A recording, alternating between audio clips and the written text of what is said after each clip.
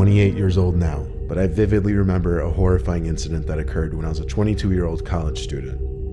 I lived in Florida, in a fairly large house in Orlando, with a rather large property with a big pool outside. I was living with my parents at the time, and they both own their respective businesses and frequently travel for meetings and conventions and whatnot. One week in mid-May, when both of my parents were away, I asked their permission, and they allowed me to invite a limited amount of friends over to have a pool party in the backyard. I was excited and quite surprised that my parents trusted that I would be responsible enough to have a small party, promising no alcohol, no loud music, and to send everyone home at a reasonable hour, as to not disturb the neighbors. I proceeded to call 6 of my best friends and let them know about the pool party, inviting them over the following evening with a limit of 1 guest per person. Everyone replied almost instantly, totally down to come over, asking if they should bring over snacks and drinks. Remembering what my parents said, I ignored their conditions and allowed my friends to bring alcohol. The following night at around 8 p.m., almost all of my friends who I invited showed up with their bathing suits and plenty of alcohol. My friends took turns playing music on my Bluetooth speaker. They all brought their girlfriends or guy friends that were all acquaintances of mine, totaling 13 people including me. I started the backyard fire pit, and we started drinking, laughing, making idle chit-chat, and some of my friends decided to go into the pool. Most of my friends jumped in off the diving board, and I sat by the fire watching them splash, pick their girlfriends up, slam them in the pool, and have a good time in their now drunken state. Almost 2 hours passed, and I remember what my parents said about allowing guests to stay late. It was now approximately 10:30 p.m., and most of my friends were still in the pool listening to music, and occasionally coming out for snacks and more booze.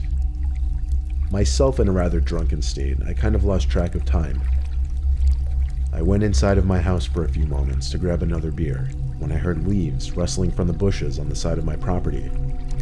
Now keep in mind, my house is gated and has security cameras all around, so I didn't get too suspicious and I didn't think much of the sounds, figuring some of my friends may have made their way to the front of the house to either make out with their girlfriends or get ready to go home.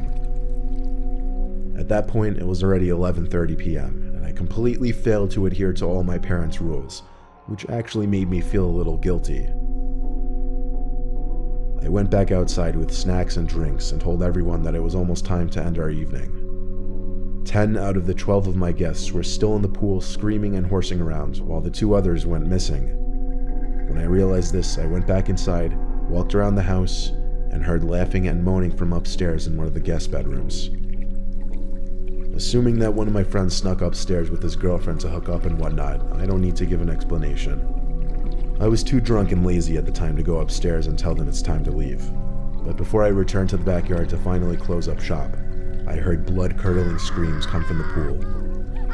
I ran outside to find my pool filled with blood on the surface, with my friends screaming that one of their girlfriends was swimming, and felt an arm tug them down, and must have had a knife cut them on their leg. All of a sudden, an unfamiliar face, a guy probably in his late 20s, with long scraggly hair, a scruffy beard, tall with a couple tattoos on his body, emerged from the pool and ran out in a pair of fatigue cargo shorts and bolted to the front of the house. A few of the guys tried to chase after him, but they couldn't find where he went. We all panicked and took my friend's girlfriend and went inside the house, with a couple from upstairs hustling downstairs to see what the commotion was. I locked the doors while calling 911 requesting an ambulance. When the police and paramedics came to my house, they took the injured girl into the ambulance, and the rest of my friends left the house, confused and shaken up by the events that just took place. The police and I went to review the security footage, and lo and behold, when I heard that rustling in my bushes, there was the guy, who somehow made it over my gate undetected, went to the side of the house and casually blended in, and went into the pool with the rest of the guests. Stupid me didn't think of checking the surveillance system. Too drunk and concerned about my friends having a good time, that I irresponsibly let an intruder enter my parents' property undetected. I gave the footage to the police, but to this day, they were never alike to identify the intruder, and of course when my parents returned, they found out what transpired, scolded me, and never allowed me to have a party in the house again.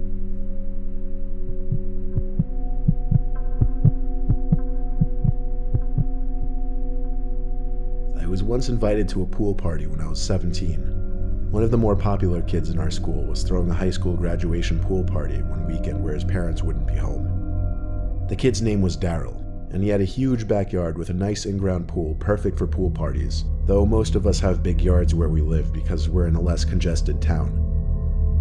I wasn't close with Daryl, so I hitched a ride with a couple friends who knew him better. When the three of us stepped into his backyard, it was packed. It was actually impressive how many kids were there. I'd say at least a quarter of the entire grade was at this party. We wanted to say hi to Daryl because it would be the right thing to do coming into his party. We asked a couple kids we knew if they'd seen him. They said they hadn't seen him for a while now, so we asked others and got similar responses. We soon realized nobody seemed to know where Daryl was. Maybe he was in his house with a girl or something. So we just went about our own business. We played beer pong, people splashed around the pool, and the night became a daze overall. I didn't jump in the pool because I didn't bring a bathing suit and I just didn't want to get wet. Throughout the night, I would hear other kids screaming, "Where's Daryl?" It seemed others were trying to find him because it was weird he hadn't been seen for nearly 2 hours. Me and the two friends I came with joined a little circle of people talking about how Daryl hadn't been answering his text for a couple hours. Still, people were just chalking it up to maybe him being upstairs with a girl. Who knew? It was his party after all. Anyway, some more time passed and I had to go to the bathroom. There were a bunch of people inside the house, and there was actually a line for the bathroom. I opened a door in the hallway and it led to the basement. My house had a bathroom in the basement, so I figured there was a chance this one did as well. I turned on the light in the basement and walked down. I started looking for a bathroom. There were only 2 doors down there though. The first one led to a closet. There was another door on the other side of the basement. It was shut, so I went over to it and tried the doorknob. It was locked.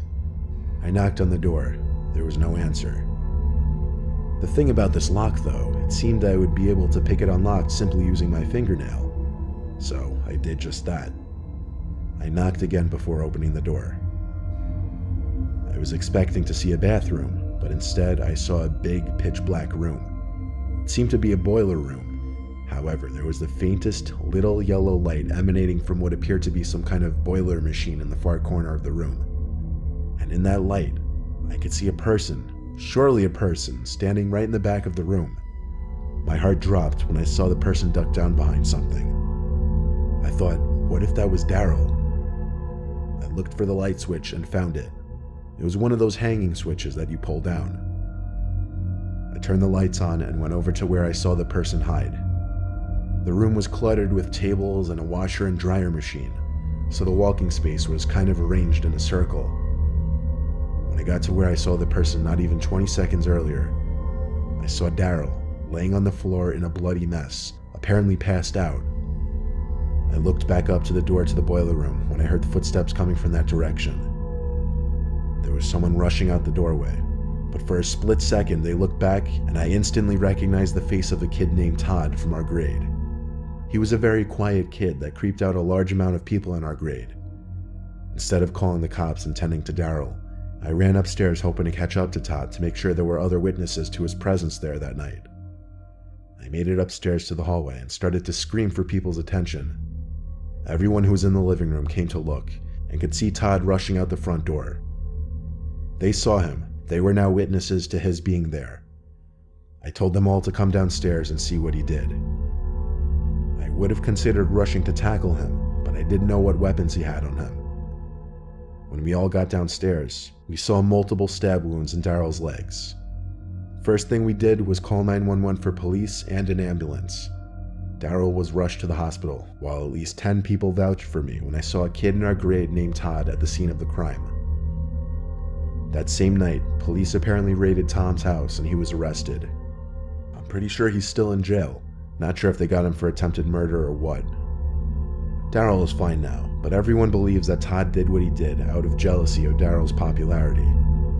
Todd didn't seem to have any friends in school and would often be picked on by kids in Daryl's friend group. I'm not saying Todd was justified at all, but it's scary what bullying can drive some people to do.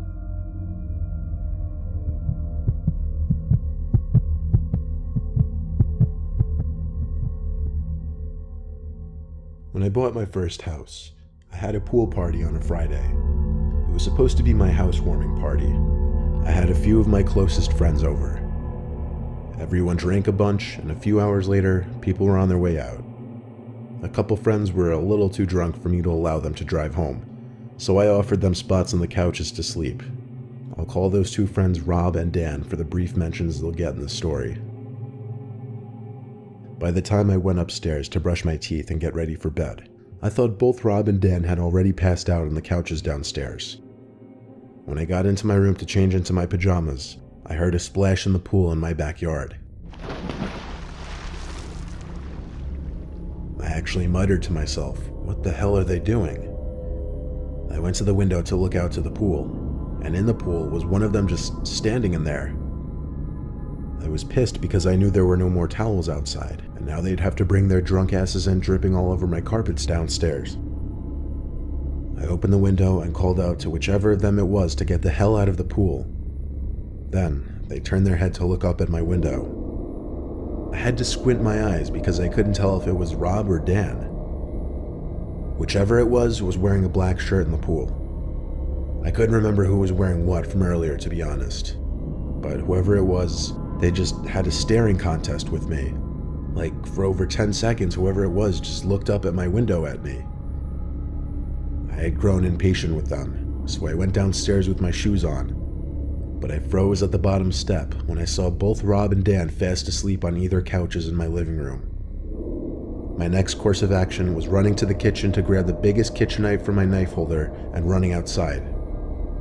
I turned the backyard light on before I went out so I could see. The pool was now empty. I walked to the edge of the deck to the pool and stopped.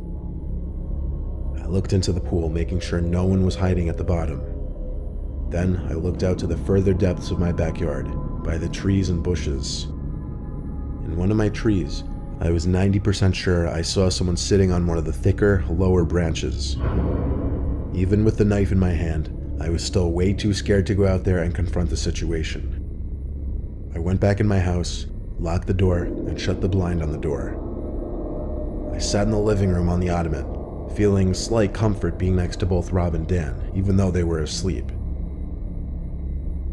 I sat there just thinking and shaking when I heard this. A tapping at the sliding door to the backyard. I woke up Rob and Dan now, asking the two to check the yard with me. They came to the door, took one peek outside, and when they didn't see anything, they said ignore it and go back to sleep. It was the worst reaction I could have expected from them. Someone I didn't know was out there playing some kind of fucked up game with me, and it was honestly terrifying me. I stayed up that whole night, checking my window every few minutes just to make sure no one was in my pool. I didn't actually go to sleep until the sun started coming up. By the time I woke up, my friends were already gone. I texted each of my friends who came over to confirm they weren't out there messing with me or whatever.